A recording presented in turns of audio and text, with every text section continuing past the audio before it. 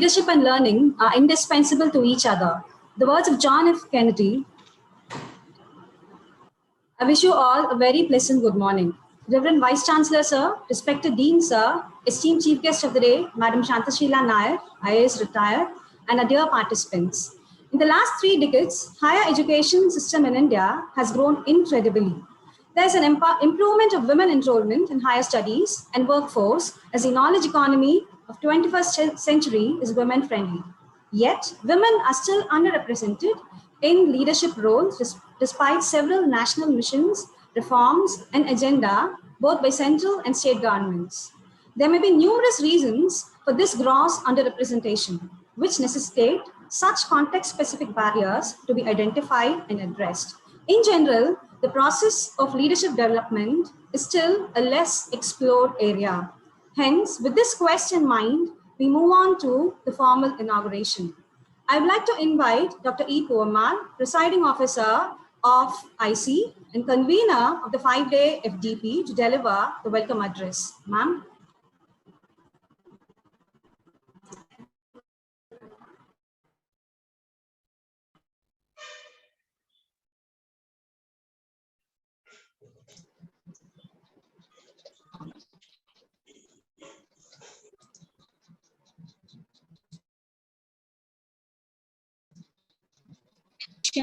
Of our prayers to Almighty, it is a glad welcome we bring to you this morning. Here is a hearty welcome, big and warm enough to you all for this inaugural function of Faculty Development Program on Capacity Building of Women in Higher Education, sponsored by AICTE, organized by Internal Complaints Committee and Internal Quality Assurance Cell of SRM Institute of Science and Technology, Kattangulattur, Tamil Nadu. I am Professor Povamal, coordinator for this FDP, with my team members, organizing team members, take immense pleasure in welcoming Honorable Vice Chancellor Sir in SRM Institute of Science and Technology, who has agreed happily for presiding over the inaugural function amidst his busiest schedule and joined here with us in this morning. Welcome, VC Sir. Thanks, Etan.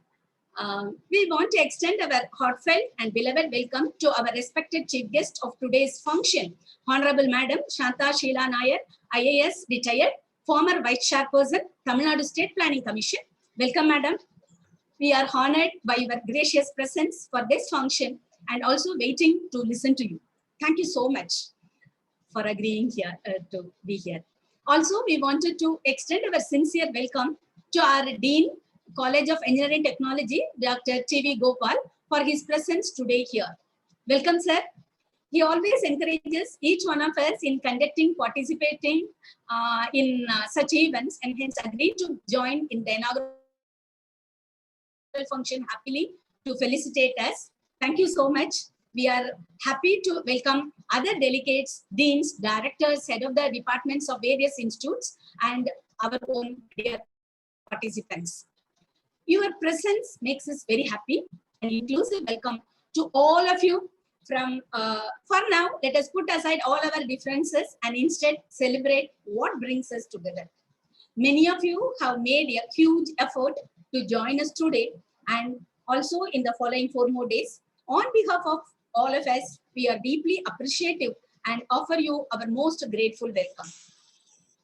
We, the organizing team, takes much pleasure to declare here on this auspicious time that we have got dignitaries from 21 different states of India and from 18 nations and also from 134 different institutions and around 15 are from SRM, with more than 88 specializations like teachers, classical dancers, cricket trainer, teaching faculty members from departments of commerce, science, engineering, medical, OBG, pathology, and also some vice principals, heads and deans also joined. Thank you all for joining with us. The topics which we planned are, some are very generic, such as leadership in organization, networking, internationalization, work-life balance, stress management, and gender-specific topics like gender gap, gender sensitization, gender equity, and women entrepreneurship, women health and nutrition, etc. Also, the resource person are from different sectors like public sector, university leaders, psychologists, researchers working in the area of gender at large, geology, women's studies, SDGs, health and biosciences, emotional intelligence, and entrepreneurs. We all brought together for one cause to build our capacity in higher education. This is possible only because of AICTE and its ATOL scheme, which we believe in us, and we have the opportunity of organizing FDP in online mode. Our special thanks are to them, the AICTE officials from the organizing team of SRM IST, and also all from the enthusiastic participants of this FDP. I will take one more minute for saying about this FDP and also our expectation. In fact, AICTE's expectation from all the participants. With all the tasks available in front of you, awarding, judging, the right priority, choosing the right task and the right time is the more important thing in building our capacity. In this week, you have already chosen the right task of attending this FDP. And so you know how to get benefited from the prioritized task. Also, all the participants know about the eligibility for receiving the certificates from AICTE. It is my duty to remind you at the same time, that is AICTE expects minimum 80% of attendance and 60% of test score. Since the program is organized by Quality Assurance Cell of SRM, a special mention certificate will be awarded by SRM for the top 3% of participants as top active participants. Also, best participants of activity session, which is planned on day 4, third session, will be awarded with SRM certificates. Your workshop activities are monitored by a team for appreciating and awarding you the suitable certificates. Once again, I thank you all and thank all the dignitaries and the participants for the valuable time with my, I wanted to end this welcome address with a quote that every next level of your life will demand a different you. Let us make the difference within us and unite among us. Have a great day. Thank you.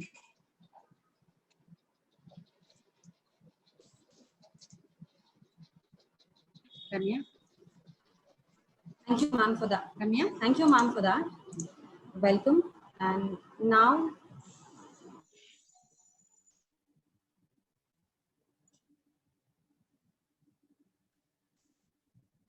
Ramya, voice is not audible. Ramya, voice is not audible.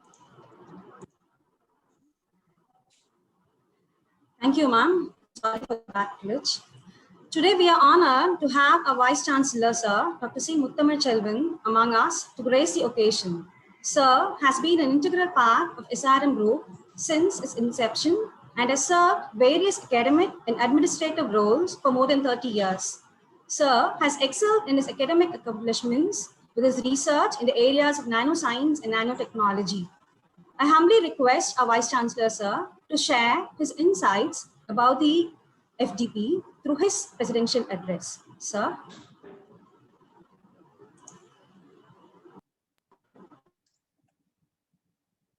A very good morning, ladies and gentlemen. I'm happy to be a part of this online faculty development program conducted by the Internal Compliance Committee and IQAC of SRM IST, sponsored by the AICTE Training and Learning Academy. It's an honor to have Mrs. Shanta Sheila Nair, former Vice Chairman of State Planning Commission, as our chief guest of this program, along with the Dean College of Engineering and Technology, heads of departments, deans, faculty members, women in technology, research aspirants, students, in total about 110 to this 5-day Atal online faculty development program. Capacity building for women in higher education is the most ambitious thrust of the UGC. This is not a program, but a movement for the qualitative development of the higher education system by involving women who have the capability for spearheading leadership roles in management. Now, since the topic is aligned to higher education, most of my points will be focused on leadership of women in higher education only. We all know women are about half the population in the world. In fact, 3 decades, the last 3 decades, higher education system in India has grown incredibly, particularly during 90s, to become the largest systems of its kind in the world. There is an improvement of women enrollment in higher studies and workforce as the knowledge economy of 21st century is women friendly. As per the All India Survey on Higher Education 2019-20, there is a constant increase of women participation in higher education system due to growing awareness and schemes and policies. Let us have a look at some of the statistics. The total enrollment in higher education is 38.5 million, in which 18.9 million are women. That's close to 49%. Gross enrollment ratio, GER, in higher education in India is 27.1, which is calculated for 18 to 23 years of age group. GER for male population is 26.9 and for female it is 27.3. Therefore, there are more number of women enrolling into higher education. Gender parity index, a ratio of proportional representation of female and male in higher education, is 1.01 in 2019-20 against 1 in 2018-19. The rise in GPI shows an improvement in the access to higher education for female as compared to the males. So when there is almost equal enrollment and GER, let us look at the leadership positions. As per the most recent Times Higher Education World University Rankings 2021, 20% of the top 200 higher education institutions in the world over are led by women. I am repeating it. 20% of the top 200 higher education institutions in the world are led by women. That is 41 universities of the top 200 institutions are spearheaded by women. In contrast, the statistics on women leadership in India paints a dismal picture. We have 988 universities as on date, which includes central universities, state universities, deemed universities, and state private universities. Apart from this, we also have 130 institutions of national importance like IIMs, IITs, IIIT, and so on. While many women make it to mid-ranking posts such as deans, heads of the departments, registrar, controller of examinations, only about 7% of vice chancellors in India are women. So when I say 7%, that's about 70 in number out of 1,000, close to 1,000 universities. And that too, about half of these have been relegated to women-only universities, where it is mandated that the post of vice chancellor is to be held by the women only. Ironically, female students constitute a healthy percentage of the total enrollment in higher education. The question is, why female academics don't reach the top echelons of our higher education system? There may be numerous reasons for this gross underrepresentation, like frequent job changes as part of family demands, lack of self-motivation, and so on. Such context-specific barriers are to be identified and addressed. Women are recommended to establish support system, develop skills on work-life balance, and to accept geographical mobility for their own career growth. Women are known for their networking and communication skills, multitasking, teamwork, empathy, work-life balance, etc. Despite these and their potential to be effective and transformative, their administrative talent and leadership capabilities remain underutilized. This is especially because of the cultural and societal perception.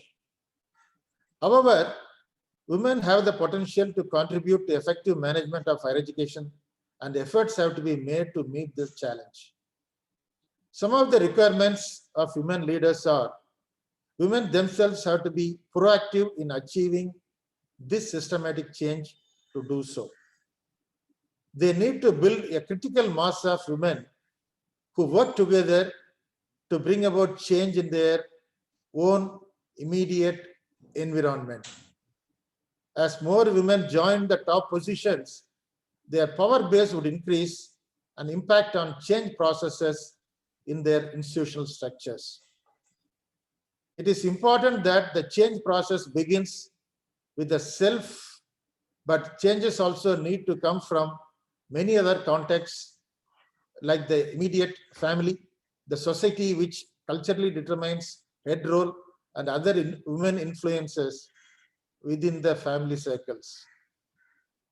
They have to be often be exposed to aspiring talks by women achievers in various domains to get inspiration. This can be achieved through norms and practices introduced in higher education, which should help the girl students and women educators to handle socio-psychological challenges, nature of perception of women's role, building strong and bold personality characteristics, enriching job-related education and vocational training for women participation, and nurturing their entrepreneurship and leadership qualities. The employers, policymakers, and government needs to work on for 4 dimensions equally. These 4 dimensions are cultural transformations, family-friendly institutional policies, women-only leadership and mentoring programs, and reflection on both individual and organizational level practices for development of alternative practices. We are proud to inform that current percentage of women faculty members in SRM Institute of Science and Technology in all faculties above the national average, and we have fixed the target of achieving minimum 50% women in all disciplines. To give an example, as on date, we have 1,801 male faculty members and female faculty members of 1,242. And out of these 1,242 female faculty members, we have 523 members with the women with a doctorate degree. The women faculty are given extended support to take up research career and funded projects where the share is about 40% in the total funds sanctioned the last 3 years. So women, though they are less in percentage, the share towards research is 40%, and whereas the men, their allotment is 60%. The allotment to men faculty is 60%. Also, there are 31 women leaders heading in both academic and administrative positions, where the key directorates of institution, admissions and student affairs are headed by women leaders. In the words of Field Marshal Sam Manekshaw, a man or a woman with professional competency and professional knowledge, common sense, decency, decision-making, courage, both moral and physical, honesty, fairness, and focus can become a leader. I repeat, man or a woman with professional competency, professional knowledge, common sense, decency, decision-making, moral courage, physical courage, honesty, fairness, and focus can become a leader. The first and the primary, indeed, the cardinal attribute of leadership is the professional knowledge and the professional competence that has to be acquired by hard work and by constant study. Now you will agree with me that leaders can be made unless you know what you are talking about, unless you understand your profession, you can never be a leader. I came, I saw, I conquered. Probably the best known Latin phrase that can accurately be attributed to Caesar. This message should stay in our interpretation.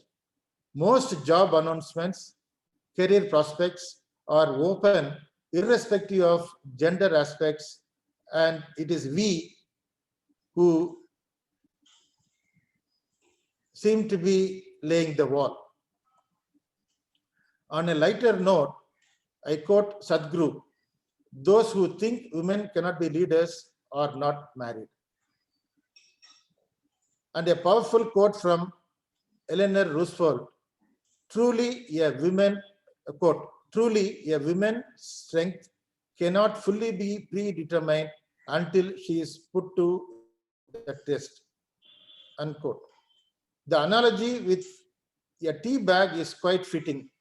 We all know that the strength of the tea is fully appreciated only after being subjected to a hot water. Therefore, let every opportunity be kept open to both men and women. Let the talent and the skill rule over the aspects and rule over silly aspects like gender. Thank you and best wishes. Thank you, sir, for those inspiring words. I'm sure we'll be able to take a lot of inputs from you. Your words were really motivating, and I'm sure we'll prove that we are strong and efficient tea bags. And now I request you to release the souvenir.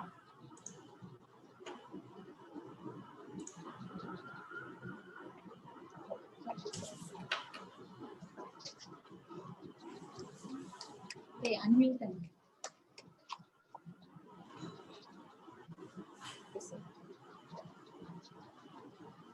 I am extremely happy to release this souvenir.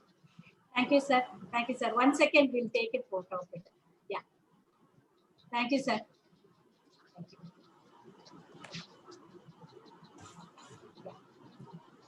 Thank you very much, sir. The released brochure is link is given in the chat box.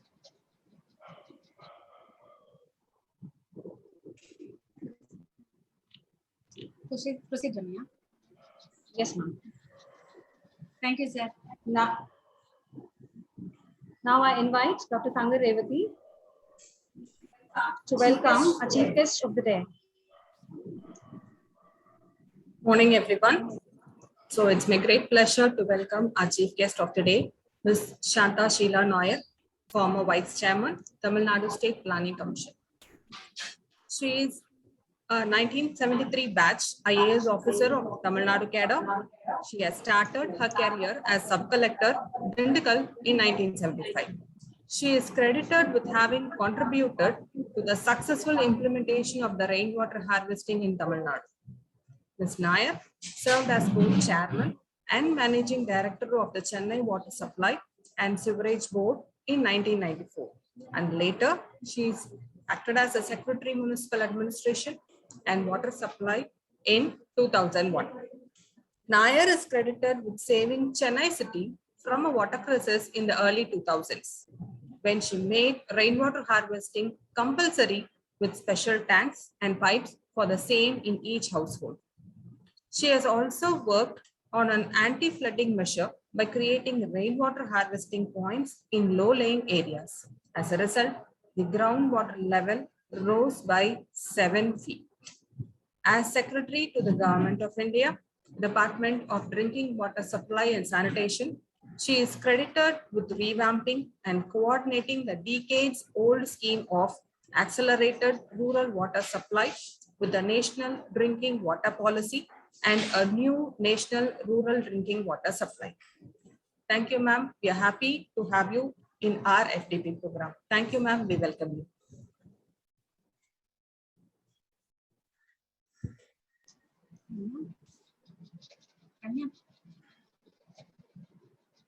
Ma'am. Hey, ma'am, பேச சொல்லுப்பா.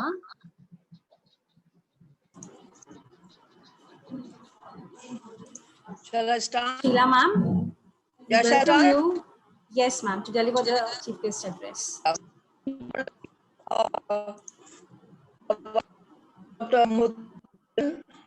Dr. E. Puvammal, Dr. T.V. Gopal, and my dear friends